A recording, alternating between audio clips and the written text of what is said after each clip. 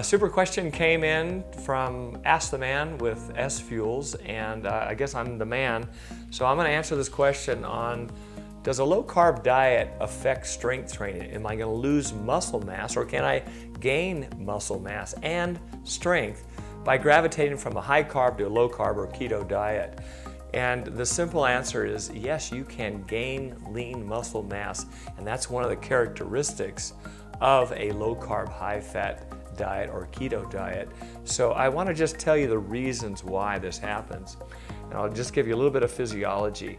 When you're exercising and you're doing strength training, let's define this. I've gone through this in several other videos.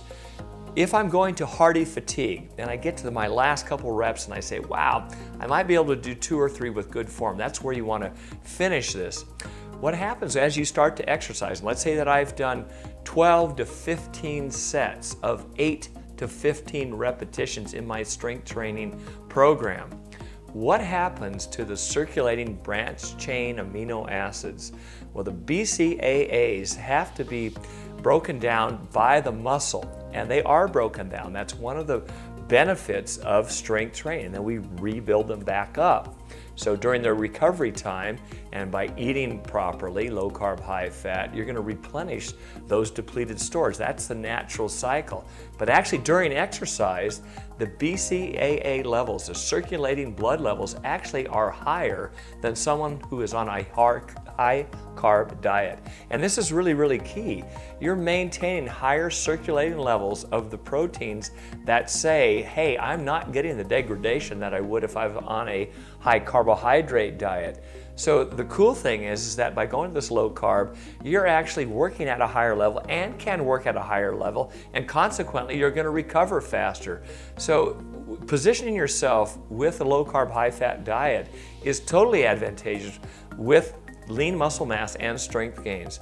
What people have talked about, and the downside is that quite often they don't go long enough on low carb, high fat. And within the S Fuels website, we have a guide to the different waves that you go through in clearing out the glucose in your system and adapting to fatty acids or to ketone bodies. And you can't do it in 1 week. You can't do it in 2 weeks.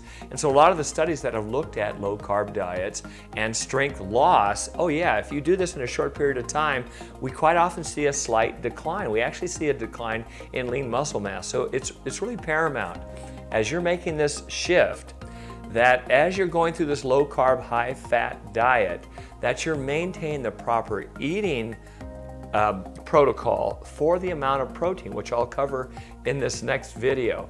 So in summary, and I think it's really important to recognize this, that the high intensity interval training that you're going to be doing has lots of benefits, and we produce a very favorable protein called myokine.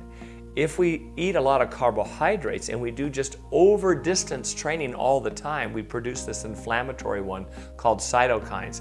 Those degrade muscle mass potential development. In other words, we can lose lean muscle mass by eating too many carbohydrates and going long all the time. So remember, when you're on this low carb diet, make sure that you are including the high intensity interval training and that you are doing strength training to hardy fatigue. You're going to get a huge benefit.